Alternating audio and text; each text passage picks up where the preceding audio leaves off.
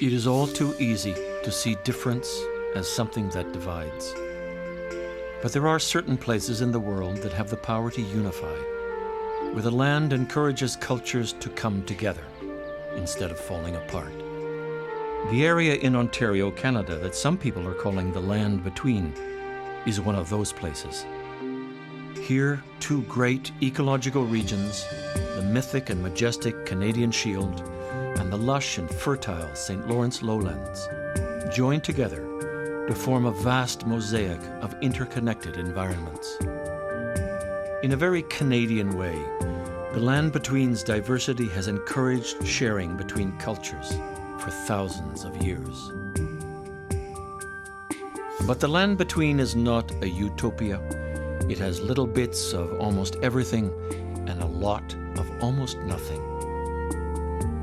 Famous Canadian poet Al Purdy refers to this area as the country of our defeat.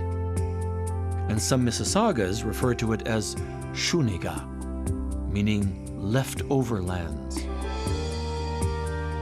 This is the story of the Mississauga and Algonquin, who shared this landscape with their more southern Wendat and Haudenosaunee neighbors, of the first European visitors who were both inspired and repulsed by the Land Between, of the traders, the farmers, the lumbermen and miners who tried and often failed to succeed amongst the flat limestone alvars and undulating granitic barrens that characterize this region.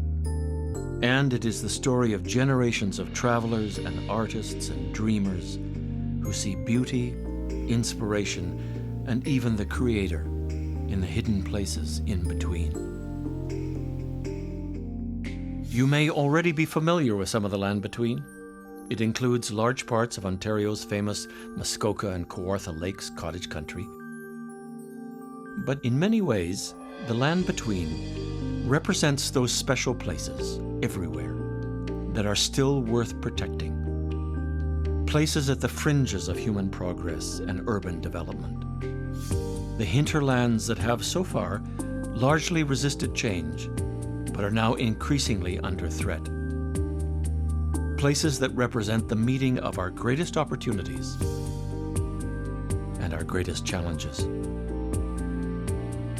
This story is about our evolving relationship with these special places.